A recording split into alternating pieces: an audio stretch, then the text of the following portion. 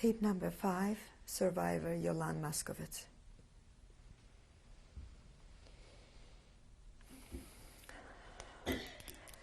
We left off, you were telling us about Stutthof. What kind of camp was it? It was a Vernichtungslager. It was just like Auschwitz. Was it a concentration? Concentration camp, the same as Auschwitz. People didn't work there, nothing. Were there any gas chambers? Yes.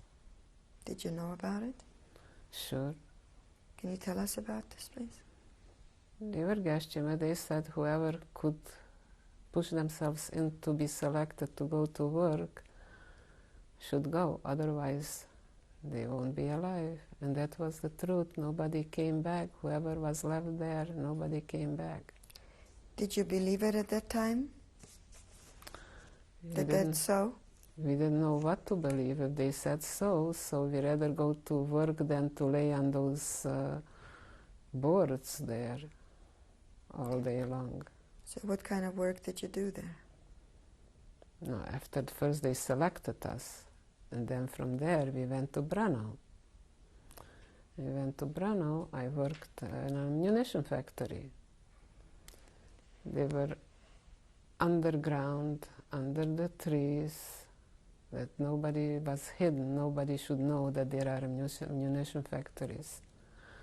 So one was the bombs to make, and the other one was to mix the chemicals what goes into the bombs. But they didn't have machinery to mix those chemicals. That was like a white powder with some kind of liquid. We had to pull out our dress and go into it with bare feet and mix it. When you said you went to Brno, do you know where Stutthof was? What country was it in? I don't know. Was it Poland or what? By Danzig? It was behind that was Danzig. Must have been like the Germans took it once upon a time from the Poles, and then the Poles took it. And how far was Brno? Did you ever return to Stutthof? No. So Brno was another camp? It was already, we were working in Brno. That was next to Bydgoszcz. So how long did it take you to get from Stutthof to Brno? We went by train. How long did the journey last? I have no idea. I don't remember. But we went by train. And there we were assigned barracks. And then we were working day shift and night shift. 1 week was day shift, 1 week was night shift. How did Brno, can you describe, when you arrived in Brno, could you describe how it looked? What did you see at first? It was barracks. It was also surrounded by wire, but not electric wire. You know, it was like a camp. Who were the guards? The SS, Oberscharführer, and the SS women were there. And was that mainly a women's camp or men as well? Only women in this place. Next was a men's camp. One of our girls was talking to one of the men through the wires, so they saw her, they took her, and we had already a little bit of hair, so they made in the middle of her head, they shaved her hair. She should be distinguished, and they let her stand outside in the cold for I don't know how many hours, because she was talking to one of them. Do you remember when the date that you arrived in Brno? I don't remember dates. What about the year? It was in 44. Was it still warm? What was the season like? It still was warm. How long were you in Stutthof? Not long, a couple of weeks. And was that mainly a women's camp as well? Just the women's camp. Stutthof was? Stutthof and Brno, we were separated, no men, just women. So you didn't see any men? And we saw them, you know, they were marching and working to work. There was another camp next to Brno, which were from France, from Russia, from... Those must have been all soldiers which were captured or whatever. So do you know where Branov was? What it was? Where it was? Where it was? Next to Bydgoszcz. Was that Poland? That's what I thought, it was Poland. So now you were working in this factory. Do you remember the name of the factory? Yeah. One was Fürstelle and one was NGL, but they were like working, they were like together. One place, they came in those trains with the big bags with that powder, and the other one were assembling bombs. And who were the guards inside the factory? They were those eingedeutschte Poles, and there were the SS with whom we were going. They were taking us to work in the morning and in the night. Did you mingle with any civilians? No, we were not allowed to. So you were the only ones working there? Yes. You were explaining about this factory and what they were making. Can you tell us again how the process of work? Everybody had a different thing. One did this, one did that, you know, everybody had a different function. It wasn't one person did the whole thing. And so what were you and your sister making?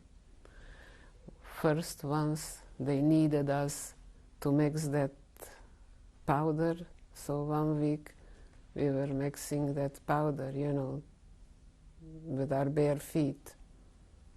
Not just the two of us, there were more girls, because it was a big castle, you know, like, I don't know how you call it, like a swimming pool, and there they poured that liquid, and those gases, they made us nauseous, and when we came into the barracks back, we were fainting, we couldn't take it, so they gave us that much milk, a drop of milk. That was our reward for fainting. And did you know what it was? What the chemicals were? We knew because they were using them for the bombs. Who told you about that? So we were seeing that they are putting it in the bombs. And they were crating, you know, put them in crates, the bombs. And so what did the day consist of? An average day? How many hours did you work? From early in the morning till the evening, and then the evening shift came. We were working day and night, day and night. So one group was working daytime and one group was working nighttime, and then we were exchanging who was working nighttime when daytime and who was working daytime when nighttime. So what else would you like to tell us about your experiences in Branov? In Brno, I wanted to be clean. I liked cleanliness, so I took off my dress and I washed it. And it was so cold, bitter cold, so I took it and put it on my cot, because we had like cots there, we had cots already. And I lay on it all night long to dry it out. I should be able to put it on in the morning. I should have a clean dress. And you and your sister, were you together? Yes. All the time? Yes. What else happened to you in Branov that you would like to share with us? In Brno? Who were the guards that led you to the factories? A German woman, an SS woman. And when we were going at night, coming home, you know, I don't know why she took a liking to me, and she was telling me, Joli, nach vorne und sing. I should go in front and I should sing. So I had to sing in meine Heimat, dort blühen die Rosen. In meine Heimat, ich möchte so gerne zurück. In my home, there are blooming the roses, and I long so much to go back home. So that was a song. We were so tired and nauseous and everything, but she made me, I should sing, and everybody had to sing after me. Why do you think she did that? I don't know, she took a liking to me or something. She called me my kind, my child. There were a time when I couldn't take it no more. They said, whoever wants to go back to Stutthof should say so, should register. Who said that? When we were standing Zählappell, the German, you know, when we was the SS, when we were standing Zählappell. And so then when it was through the Zählappell, I said, you know, I was going, I said, I want to go back because I can't take it no more. And she was there and she came to me, she gave me such a patch, you know, she said, you're not going nowhere. Do you know where you want to go? You'll never come alive from there. That's a Vernichtungscamp. So I didn't go, I stayed. And then one night she sent somebody for me and I was shaking. I thought, what did I do now? What are they punishing me now for? I don't know what I did. I came there and she took her food, whatever she got, the ration, she gave it to me. Do you remember her name? I wish I would, because I would even look her up. She was so nice to me. Was it just to you or was it to the others She wasn't as well? bad to the other ones either, but me she singled out and she gave me her food. And when we were coming into the lager, she said, you come then and then, because they got different food than we got, and I'll give you my food. And who was she? She was an SS, a German SS. She had SS clothes on. I don't know what she was or who she was, but she had clothes on, SS clothes. If she wouldn't stop me, I wouldn't be here, because she didn't want to let me go back to Stutthof. Did you really want to go back? Yes, I didn't feel good. One day, you know, I had an inside of my thigh, I had two big bumps, you know, like big boils or whatever. I went to the revier, they call it, to the doctor. She should give me something to do. So they didn't have anesthetics, they didn't have antibiotics, they had nothing. So she just took a knife and cut it open and tried to drain it. I was screaming in pain. And then I got an infection, I got high temperature. So she kept me there for 2 days. And then when the Oberscharführer came in, he says, what is this? How come she is here, you know, for her? She had to watch herself too. So she said, for me, she says, if you know what's good for you, you better get out of here, go into your barrack. Because otherwise they would, I don't know what they would do with me. And that was the So same, that's why the same SS woman? Because I was so weak, you know, so and I was in pain, so I wanted to go back to Stutthof. Because they were working us so badly. Sundays, usually we had 1 day off from the whole week, Sunday. All of a sudden, they had to dig trenches because the war was closing on them. You know, it was cold, it was winter, and we had one dress, and we had to dig those trenches outside. And I had to sing. Could you imagine that, me singing? You mean the same song Yeah, that the SS asked you to sing? Yeah. Why do you think she asked you to sing? What was the That purpose of it? I should be alive or what, I don't know. Maybe she wanted me not to think about so much that I'm freezing and I'm cold and I'm hungry, that I should forget about those things. So did you know the war was coming to an end? The guys from there, they heard something, or when we were walking at night, one of the partisans from the woods jumped in between us, and he was telling us, just be strong, hold out, the near is coming, be strong and hold out. And then he disappeared back into the woods. Did you at any point feel like you would like to escape? Once it happened when we were going, and we had to go by train to work because it was very far, till we went. Then the train stopped, and a lot of girls came off the train, my sister also, and I was left with about another 10 girls on the train, and they took us all the way to Bydgoszcz. And there we got off. Now we were thinking, what should we do? Should we escape or should we go back? So I was thinking, I said, I have there a sister. If I'll escape, they'll kill her. What shall we do? Where are we going to go? They're going to find us. They're going to kill us anyways. The best thing is to go back. So we went in to the station, and we reported that they left us behind, that the rest of them went off, and the train started to go, and we couldn't get off anymore. So they took us back home. The Aufseherin came for us, and she was so happy that we did that we came back to the lager, because otherwise they would have, who knows what they would have done with them, how they would have punished them. You mean, by them you mean the rest? The rest of the people, because one was responsible for the other. They didn't care. So tell me again, where were you going by train, from where to where? You're going to work. You said you marched. We were marching, but one way, we went by train. I don't know what kind of work they took us at that time to do. Was that a different place?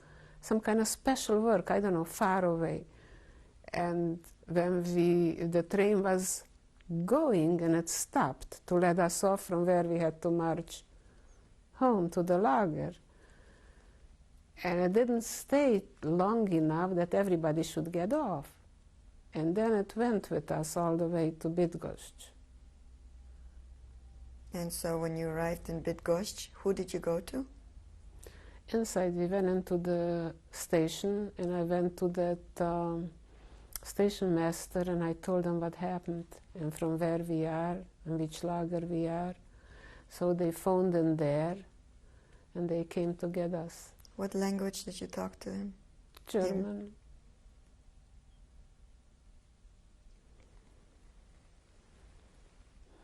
What happened next? Next, after that, so we went on a death march. They had to, we were going, I was just coming home from work. I was working night shift. And I had to go to the washroom. I'm coming out. One of the girls probably knew what's going on already. She heard that we were going to go on that march, so she was hiding. I was begging them. They pulled me in. They didn't care. A number. They needed that and that many people. You were just a number anyways. They didn't care. I came in at night. I was working all night. They pulled me in there. I could yell and scream from today till tomorrow. I just came back. I can't stand on my feet. Nothing. I had to go back to work. I worked all day, came back in lager, and they made us pack and go on the death march. We had our blanket. Everybody had a blanket. We took the blanket over us, and we had to go. So we were going and going. All of a sudden, we came into on a farm where they keep the hay, so they put us on the hay loft and a barn on top and on the bottom. Imagine pushing 1,000 girls there. And on the bottom and wherever we were, we couldn't move. Whoever had to go to the washroom couldn't go to the washroom, did wherever they were sitting. Then we were in the morning again, march. And the streets was full of the Germans who were running away from the Russians were advancing. The wagons and everything was full, the streets, and running and going, and we were going, and all of a sudden we were going by the side and by the woods, and we heard those shooting every minute. There were the men they were taking in the woods, and whoever couldn't walk, they shot them. So with us also, with the girls, they were shooting who couldn't walk. I had wooden shoes, you know, those Holland shoes, like in Holland they have those. I couldn't walk in them already. It was winter, it was snow, it was slippery, my feet was bleeding. I said, I don't care, let them kill me. I can't walk anymore. I told my sister, I said, listen, I'll be left behind, and if you'll see that I did it, you come after me. So there was, like in Europe, they used to make little pebbles to fix the roads, not like here they're paving the roads. There they used to do from pebbles. So there was a big, like a little hill full of pebbles, and the snow was on it. So I rolled into that, and I was lying there. My sister saw, so she was also behind, always behind, left behind, all the way in the end, and she rolled in there too. Then we were about like 10 girls. They saw what we were doing, so they were doing after us. We were laying there until we were peeking if nobody is there, that they went already away. So then we emerged from there. Now what? We didn't know where to go, what to go. So we said, we're not going to go with the Germans, we're going to go the opposite way. You know, we're going to go from wherever they're shooting. So we were going the opposite way. All of a sudden, and I was with all Hungarian girls, they didn't know one word of nothing, not Yiddish, not German, not Slav. But I was brought up in a place where a child opened up the mouth, 4 languages right away it spoke. So I said, you all be quiet, don't say nothing, I'm going to talk.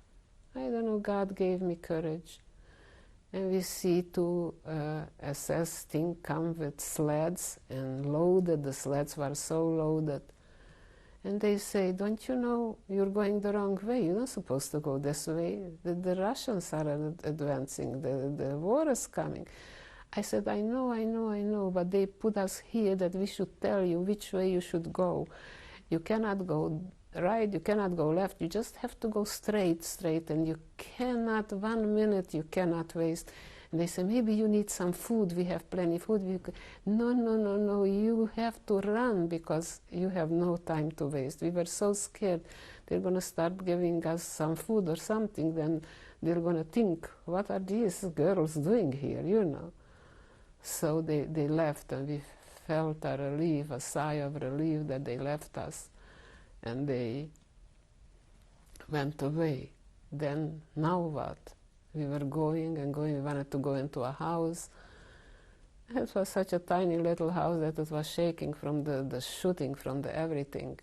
And there were two goats.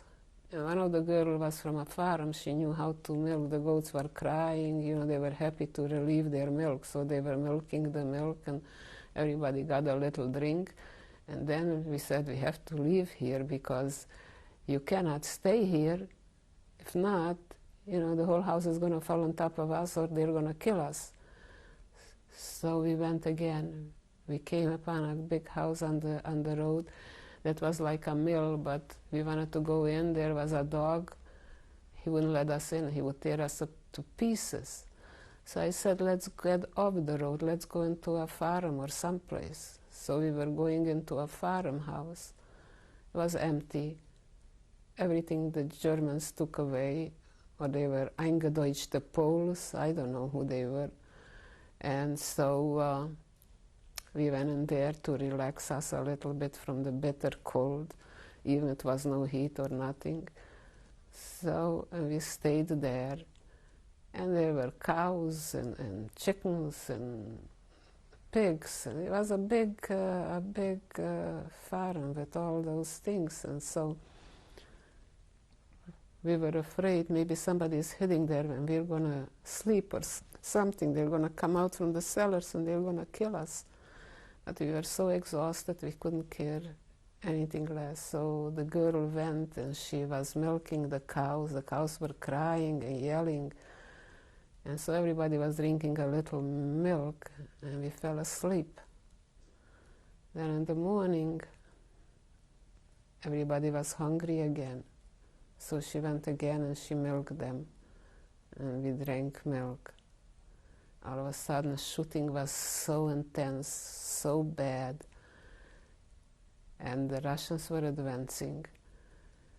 And some of the girls, they said, 3 of the girls said, maybe we should run into that home to the Poles, not to stay here all alone. I said, I remember my father used to say, don't run, stand outside under a wall by the house, because inside if you stay, the whole house could fall on top of you, it could kill you. Just stay outside, don't move, don't run. But they didn't listen, they were running and the Russians shot them. They killed them, we had to bury them. And then they came in and we were yelling and screaming and crying, why did you kill our girls? And they said, it's a war and we don't know who is running and who is, if somebody is running, they don't know who it is. I'd like to backtrack a little bit to when you ran away from the group. And how many Germans were leading the group that you were able to run away? See, we were walking, and they were walking. They were afraid for their own life, so they were in the front of the group. And between 5, you know, I was always lagging behind, between the rows. You know, I wasn't running like they should see me. Just behind the between the rows, always behind, till I was all the way in the end. And I saw they are in the front. They were also marching, going. They were afraid for their own life. What year was that, do you know? It was close to 45. It was 45. And do you remember the name of the place where you ran away?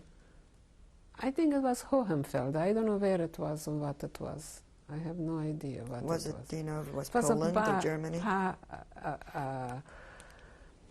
should I say? All fields. It was like a farm place or something.